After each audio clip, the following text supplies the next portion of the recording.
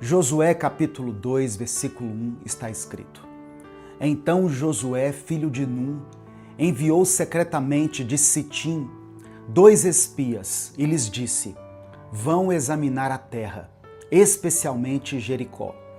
Eles foram e entraram na casa de uma prostituta chamada Raabe e ali passaram a noite.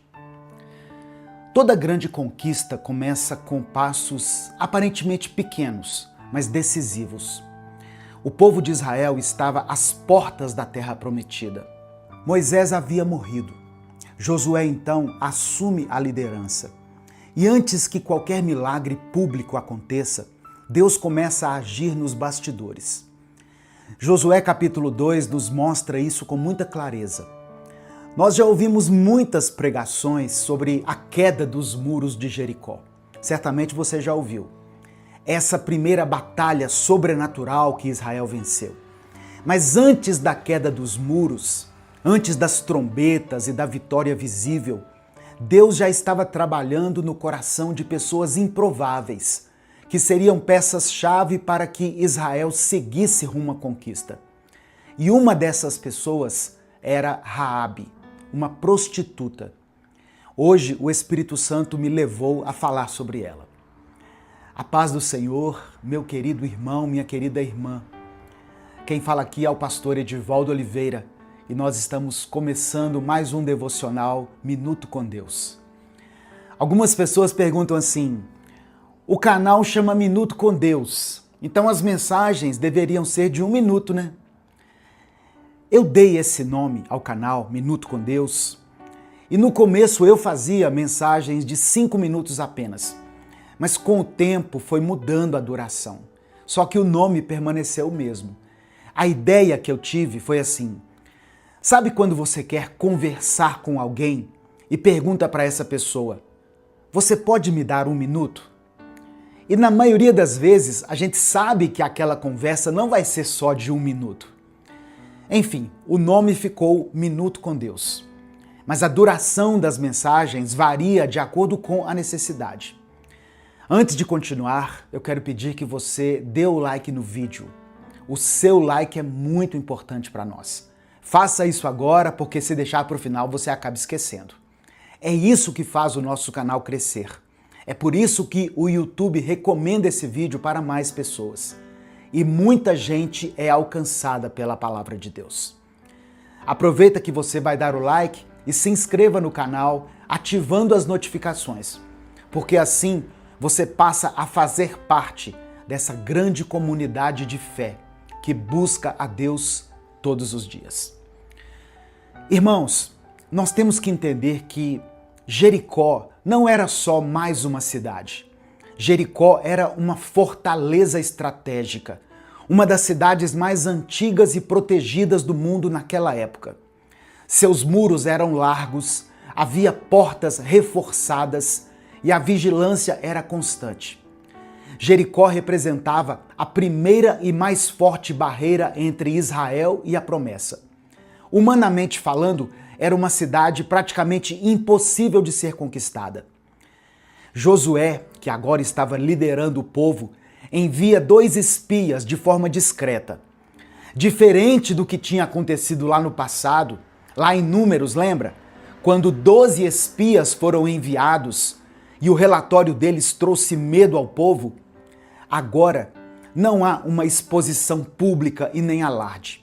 Josué aprende com os erros anteriores e age com discernimento, com estratégia e dependência de Deus.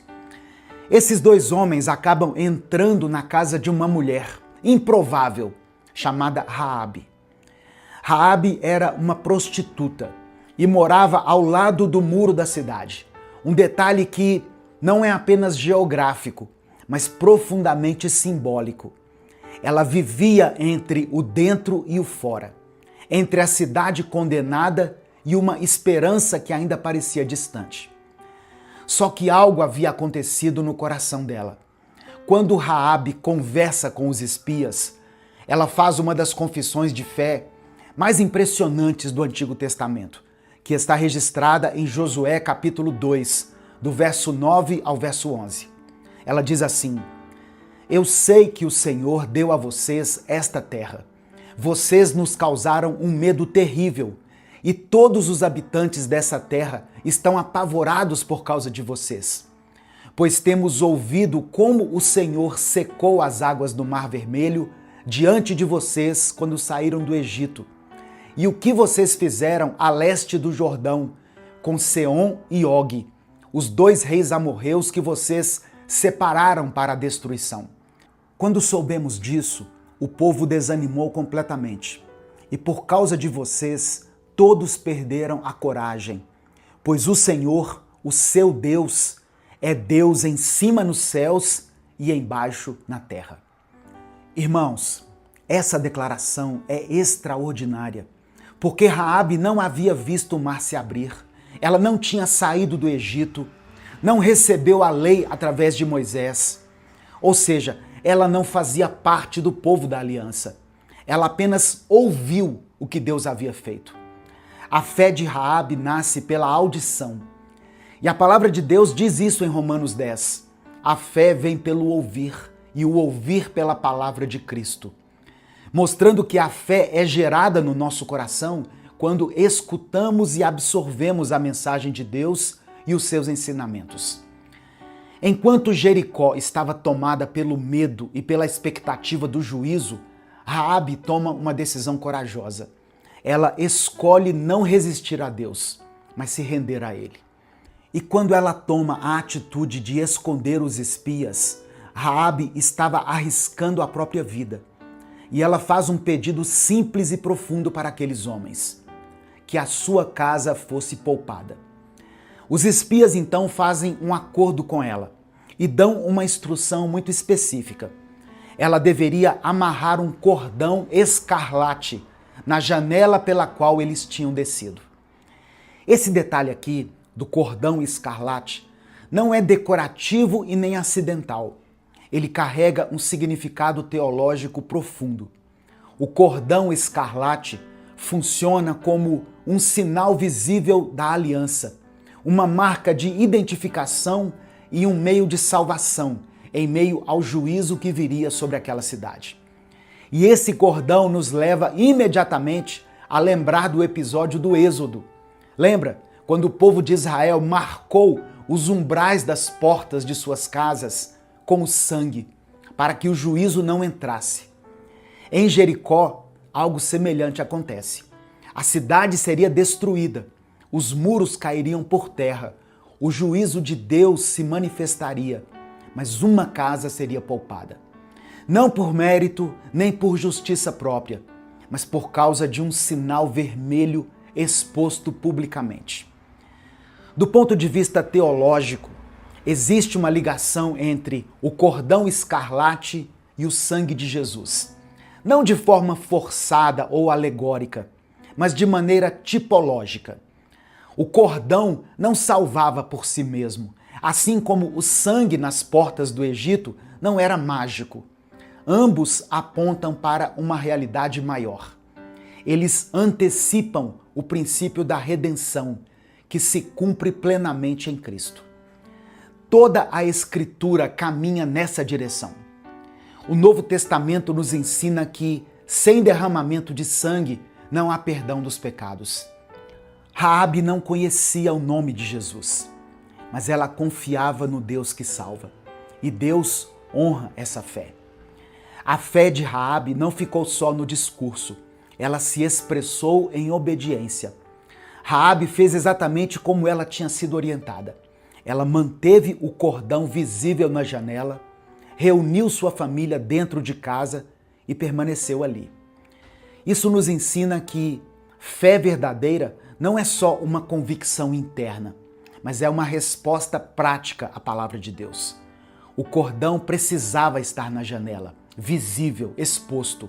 Uma fé escondida não sustenta a conquista. Essa passagem nos ensina que, antes da conquista externa, Deus trabalha a redenção interna. Antes dos muros caírem, algo precisava aparecer na janela. Talvez hoje os muros à sua frente pareçam altos demais, as batalhas difíceis demais, e as suas forças muito pequenas, insuficientes para te dar a vitória. Ainda assim, Deus continua procurando pessoas improváveis, corações rendidos e janelas marcadas pela fé. Onde o sinal da redenção é reconhecido, a graça de Deus é derramada. Os primeiros passos para a conquista não começam no campo de batalha, começam no coração que confia em Deus. Nesse momento eu quero orar pela sua vida. Escreva aqui nos comentários o seu pedido de oração. Se existe alguma situação difícil que você esteja enfrentando, apresente ela aqui nos comentários, para que a gente interceda por você. Se você tem clamado pela vida de alguém, coloque o nome dessa pessoa aqui, ou coloque o seu próprio nome. A oração de um justo tem poder em seus efeitos. E junto com o seu pedido de oração, escreva essa declaração de fé. A vitória pertence ao Senhor. Amém? Escreva isso. Vamos orar juntos agora. Senhor Jesus, nesse momento, eu trago diante da Tua presença cada pessoa que foi alcançada por essa palavra. Cada coração que ouviu sobre Raabe e o cordão escarlate. Pai, eu oro para que essas pessoas reconheçam que Tu és Deus nos céus e na terra. Que assim como Raabe ouviu sobre as Tuas maravilhas e a sua fé nasceu, que a fé também nasça no coração de cada um agora. Ó Deus, eu sei que muitos estão assistindo esse vídeo aqui, enfrentando muros que parecem intransponíveis. Existem fortalezas em suas vidas que parecem maiores do que suas forças. Batalhas que estão além da sua capacidade. Mas eu clamo a Ti, Pai, para que eles compreendam que, antes dos muros caírem, o Senhor já está trabalhando na história de cada um. Assim como o Senhor trabalhou no coração de Raabe, antes mesmo da primeira batalha, eu creio que o Senhor está preparando o caminho para a vitória desse irmão e dessa irmã nesse exato momento. Pai, que cada pessoa que me ouve agora escolha não resistir aos Teus planos, que eles se rendam completamente à Tua vontade, que sejam como Raabe, que mesmo vivendo numa cidade condenada, ousou crer que o Deus de Israel era capaz de salvá-la. Senhor, aumenta a fé dessas pessoas, que elas possam crer não apenas no que veem, mas naquilo que ouvem da Tua palavra. Que cada promessa que o Senhor declarou sobre a vida deles seja como um cordão escarlate amarrado na janela dos seus corações, visível, exposto, testemunhando publicamente que eles confiam em Ti. Pai, eu oro para que eles compreendam que esse cordão escarlate aponta para o sangue precioso de Jesus, derramado na cruz. Não há salvação em nós mesmos, não há mérito próprio, não há justiça em nós suficiente, mas há um sinal vermelho que pode marcar as nossas vidas. O sangue de Jesus pode nos cobrir, nos proteger e nos salvar. Eu coloco cada família representada aqui debaixo dessa cobertura, Pai. Assim como Raabe reuniu todos da sua casa, que cada um possa reunir em oração suas famílias. Que a graça redentora de Jesus alcance cada filho, cada cônjuge, cada pai e mãe, cada irmão, que ninguém nessa casa se perca, mas que todos cheguem ao pleno conhecimento da verdade e sejam salvos. Pai, eu sei que muitas pessoas estão enfrentando situações financeiras difíceis, doenças que resistem, relacionamentos que estão vivendo uma crise, sonhos que parecem mortos. Mas eu quero declarar pela fé, antes da conquista externa, que o Senhor opere a redenção interna. Antes dos muros caírem, algo apareça na janela. E esse algo é a fé.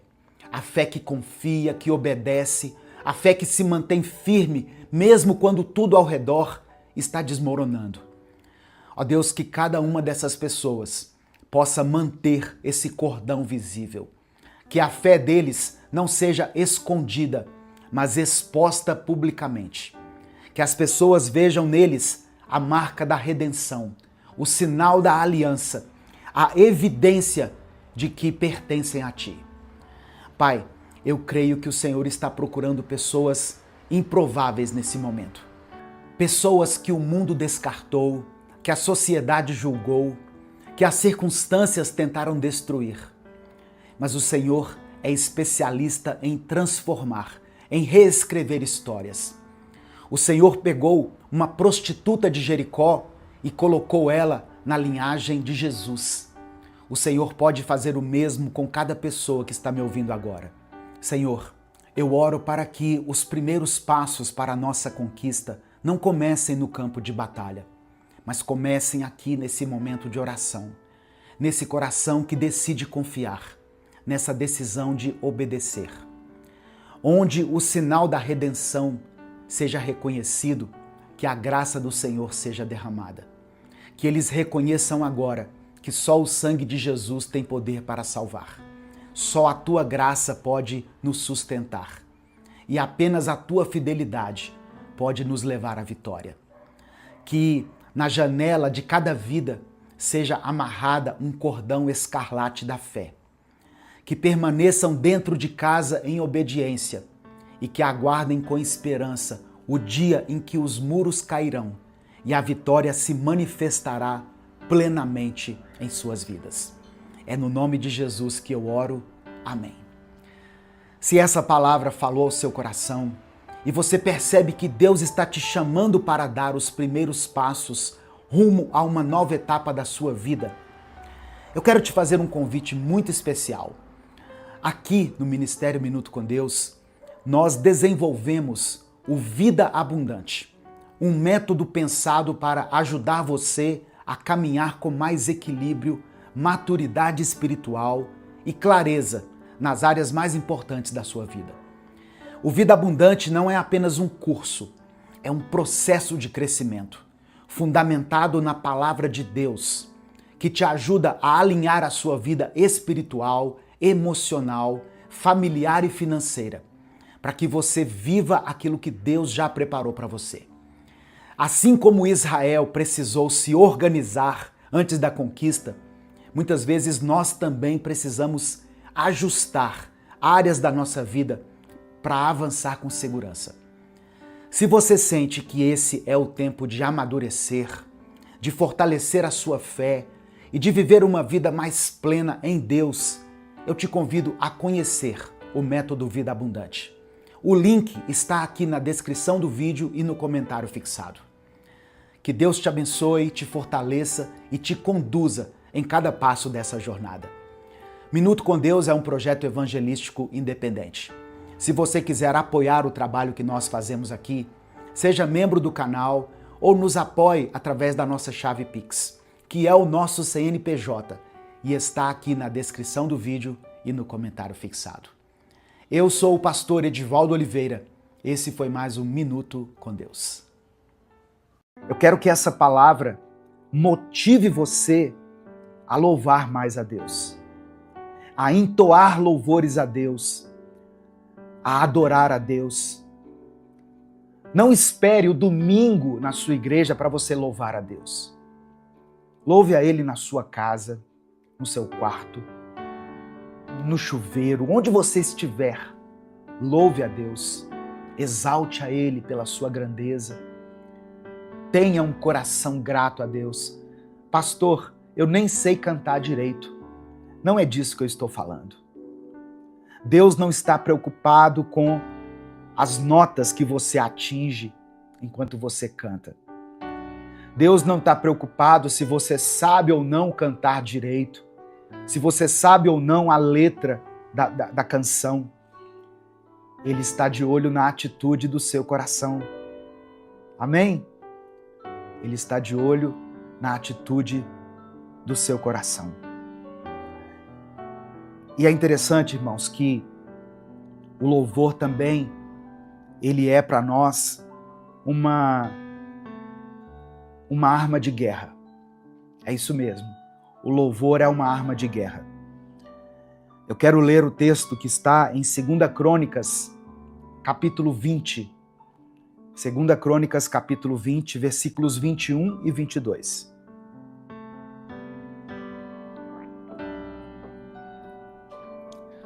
Diz assim: depois de se aconselhar com o povo, Josafá designou os que deveriam cantar ao Senhor. Israel estava aqui no meio de uma batalha, cercados pelos inimigos. O rei Josafá, depois de orar, de jejuar, de se aconselhar com as pessoas, ele chamou para a guerra o grupo de louvor. Ele chamou cantores, tocadores,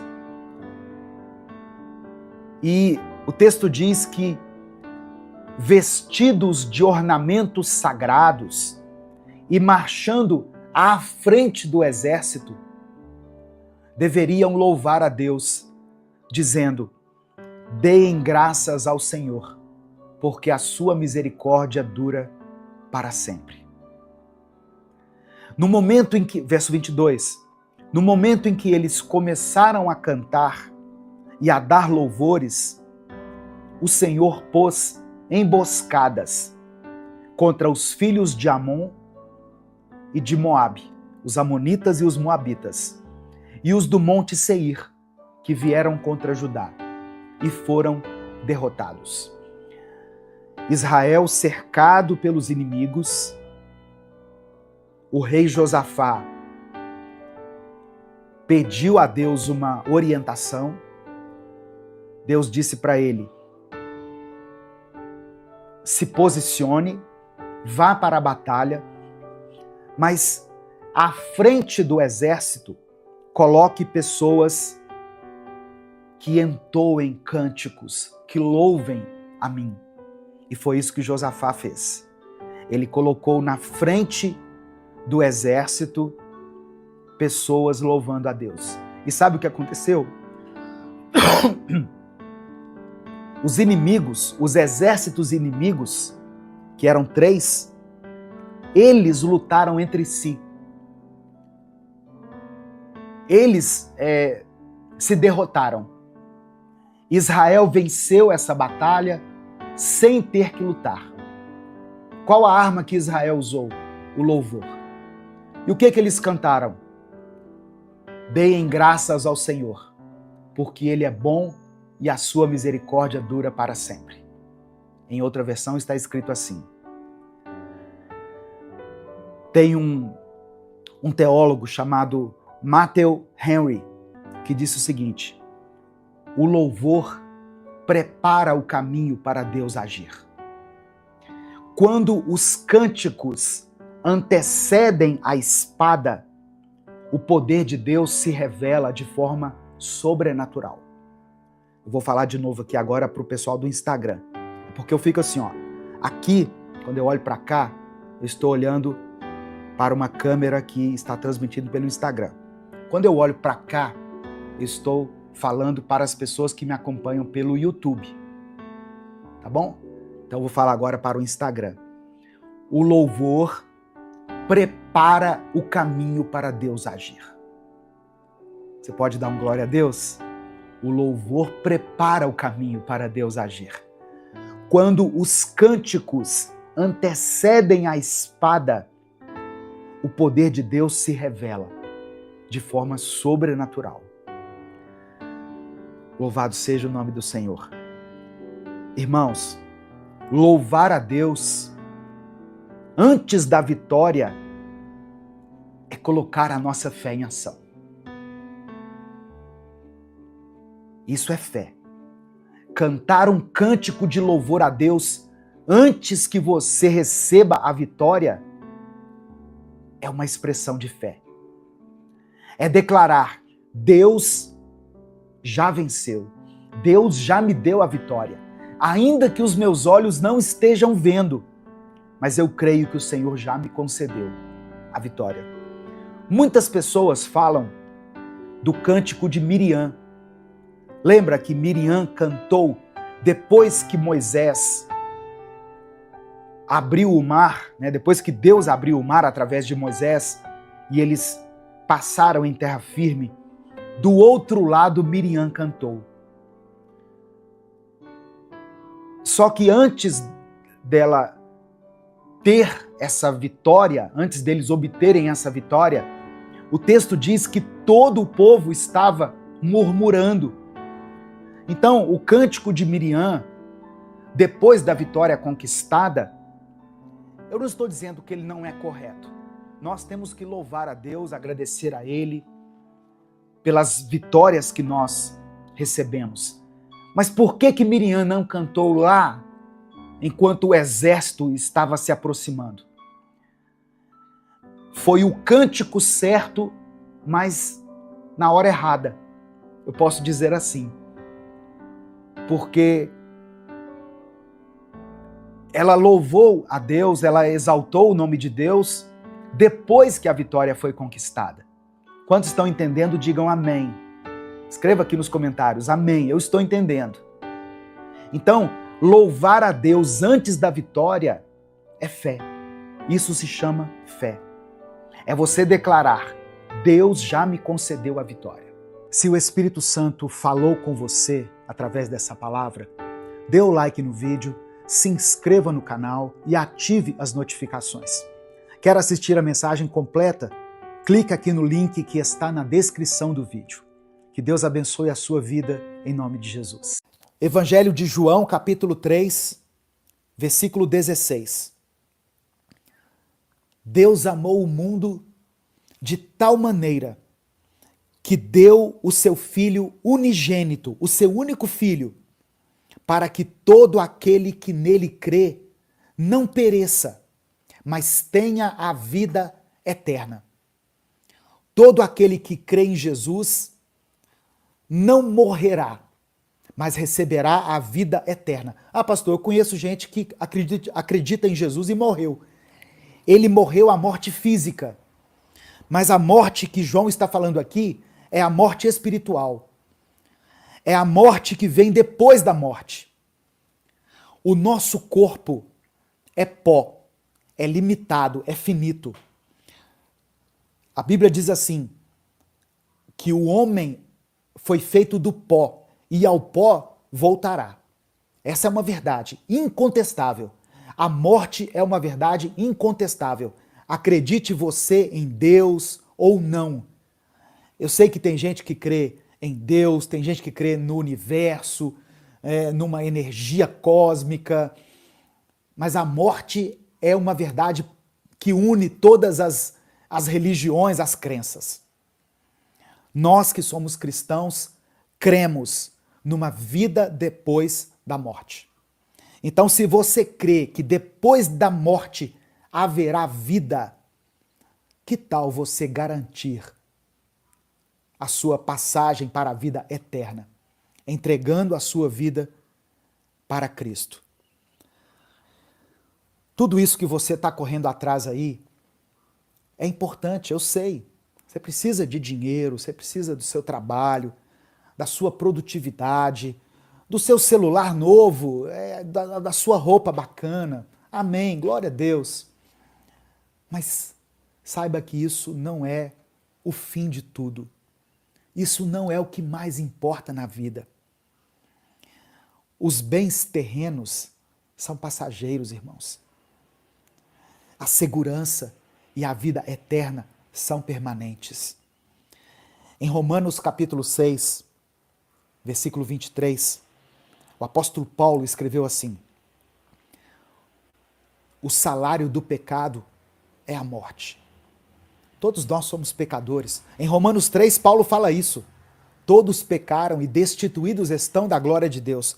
E em Romanos 6, 23, ele diz: o salário do pecado é a morte, mas o dom gratuito de Deus é a vida eterna, em Cristo Jesus, nosso Senhor.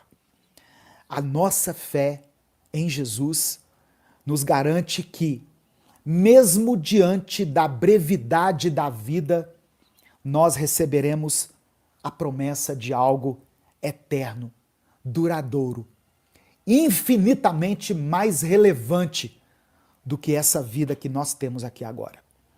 Amém? Se você crê nessa palavra, diga: eu recebo em nome de Jesus.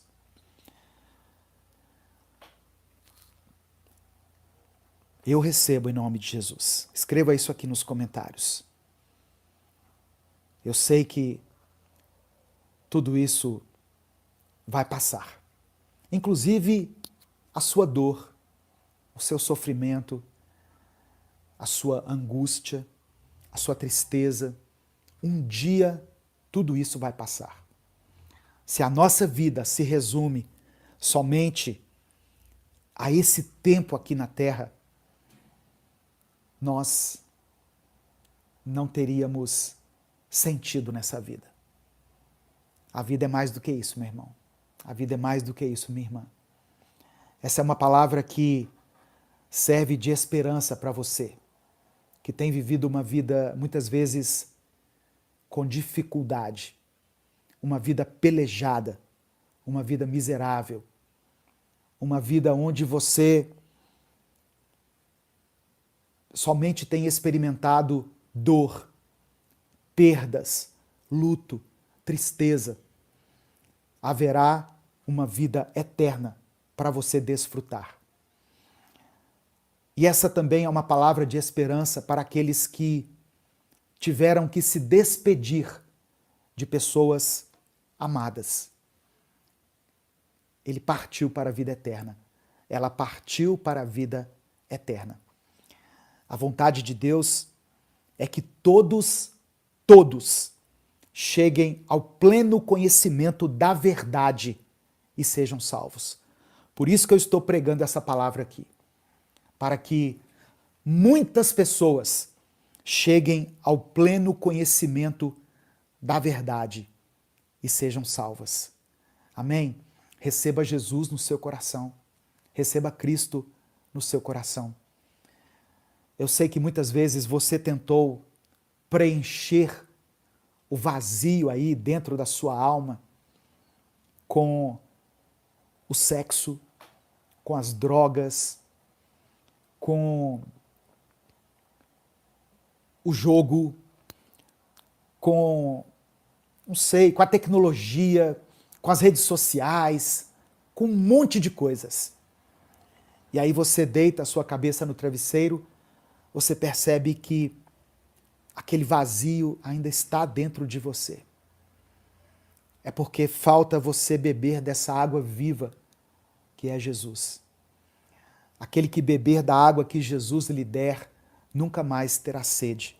Mas a água que ele beber se tornará dentro dessa pessoa uma fonte a jorrar para a vida eterna. Não é uma alegria momentânea. Não é uma alegria passageira.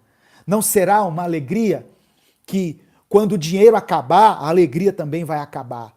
Não será uma alegria que, quando o casamento fracassar, a alegria vai acabar também. Eu já celebrei vários casamentos e é maravilhoso. Aquele momento ali em que os noivos, estão se unindo, fazendo uma aliança de amor, construindo uma vida juntos, e glória a Deus por isso. Eu acredito no casamento, eu acredito nessa instituição criada por Deus que é o casamento.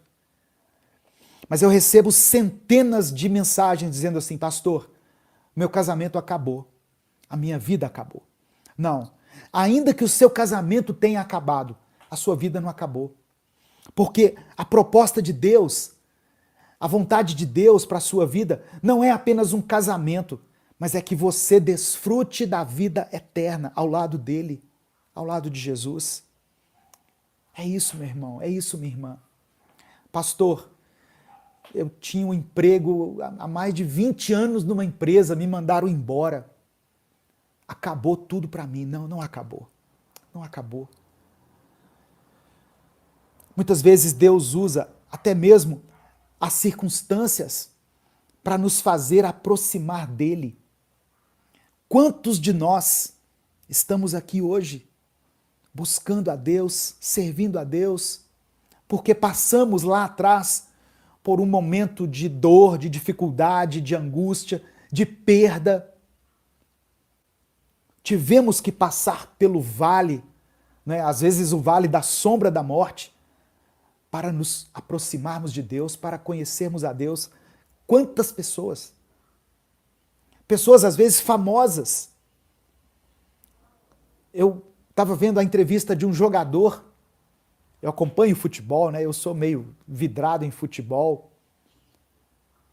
Um jogador que tinha muito dinheiro, que foi campeão em muitos clubes por onde passou, e seleção brasileira. E ele falou, mas havia um vazio dentro do meu coração que eu não conseguia entender. E quando ele entregou a vida dele para Cristo, ele foi plenamente satisfeito, feliz. O dinheiro agora já não importava mais tanto para ele. A carreira já não importava. O reconhecimento, a fama. Essas coisas não comovem Deus não, irmãos. Multidões não comovem Deus. Às vezes eu vejo pessoas que vão pregar e vê aquela multidão assim, e fica empolgada com a multidão, né? Multidão não empolga Deus, não. O que empolga Deus, sabe o que é? Arrependimento. É quando você se arrepende dos seus pecados. É quando você para refletir na sua vida, através de uma reflexão como essa aqui, e você percebe que precisa de algo mais. Que aquilo em que você está apostando todas as suas forças é ilusório, é passageiro. É nesse momento que o Espírito Santo sopra aos seus ouvidos que você precisa de Deus. Você precisa de Jesus. Amém? Essa é a palavra que eu queria compartilhar com você. Guarde o seu coração, porque dele procedem as saídas da vida. O coração é a fonte da vida. Onde estiver o seu coração, ali está o seu tesouro. Onde estiver o seu tesouro, ali está o seu coração. Os tesouros eternos são aqueles em que nós devemos investir. A vida eterna é a maior dádiva que nós podemos receber. E ela nos é garantida pela graça de Deus, por meio de Jesus Cristo. Então, que eu e você possamos viver de maneira a refletir essas verdades, buscando aquilo que é eterno e permitindo que o nosso coração esteja focado no Senhor, porque Deus é quem nos dá a verdadeira riqueza. E a verdadeira riqueza é a vida eterna. Amém? Se o Espírito Santo falou com você através dessa palavra, dê o like no vídeo, se inscreva no canal e ative as notificações. Quer assistir a mensagem completa? Clique aqui no link que está na descrição do vídeo. Que Deus abençoe a sua vida em nome de Jesus.